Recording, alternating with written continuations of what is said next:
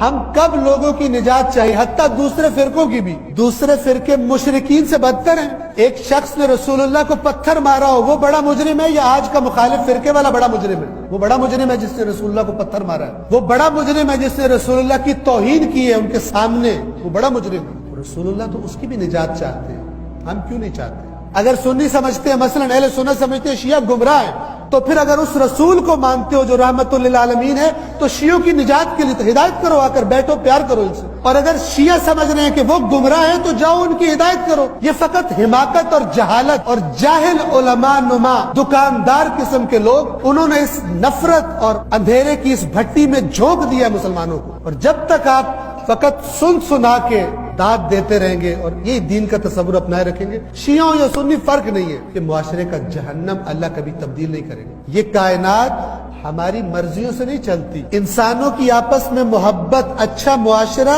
ہماری آرزوؤں سے پیدا نہیں ہوتا، اللہ نے کچھ قانون بنائے ہیں۔ اگر معاشرے کو بہترین معاشرہ بنانا ہے تو اللہ فرماتا ہے میرا رسول اسوہ حسنہ ہے۔ اگر تم میرے رسول والی صفات کو نہ اپناؤ اور آرزویں کرتے رہو کہ تمہارا معاشرہ پرامن معاشرہ بن جائے، بےہودہ آرزو ہے۔ اس کے لیے تمہارے دل میں تڑپ ہو سب انسانوں کے لیے کہ میں کچھ ایسا کام کروں کہ انسان جہنم سے بچے۔ کتنی تقاریر ہوتی ہیں، کتنے پروگرامز ہوتے ہیں جی پرامن معاشرہ کیسے قائم کیا جائے۔ رسول اللہ کی سیرت اسوہ حسنہ ہے۔ اور سیرت فقط زبان سے کہہ دینے سے، میں نے بیان کر دیا، آپ نے سن لیا، لیکن یہاں سے نکل کے پھر بھی خواہش ہے دوسرے جہنم میں جائیں، اس معاشرے میں کبھی امن قائم نہیں ہوگا۔ اسی سے فرقہ وجود میں آتا ہے، اسی سے فرقہ واریت وجود میں آتی ہے، اور اسی کو اللہ نے قرآن میں اپنا عذاب کہا۔ قرآن کی آیت ہے، اللہ قدرت رکھتا ہے، جب تم اس کی تعلیمات کو چھوڑ دو، جب تم اس کے نبی کو فالو کرنا چھوڑ دو، تو پھر اللہ اس پر قدرت رکھتا ہے۔ اللہ کی کسی کے ساتھ کوئی پارٹی نہیں ہے۔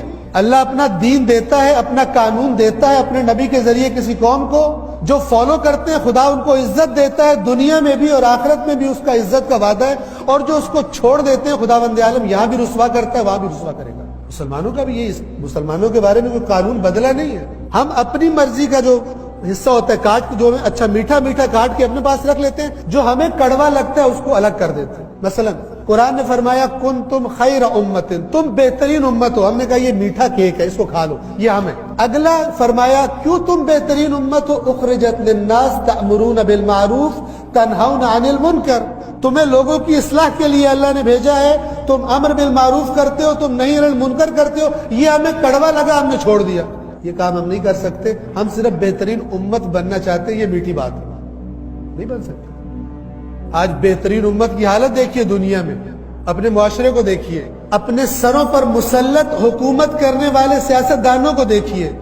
یہ کیوں سروں پہ مسلط ہے؟ اس لیے کہ دین، اس کے بارے میں ہم غیر سنجیدہ لوگ ہیں۔ خداوند عالم کو حقیقت کو جاننے کی، اس پر غور و فکر کرنے کی، اور پھر جو اصل کام ہے اس پر عمل کرنے کی، بالخصوص رسول اللہ کی سیرت اقدس پر عمل کرنے کی ہم سب کو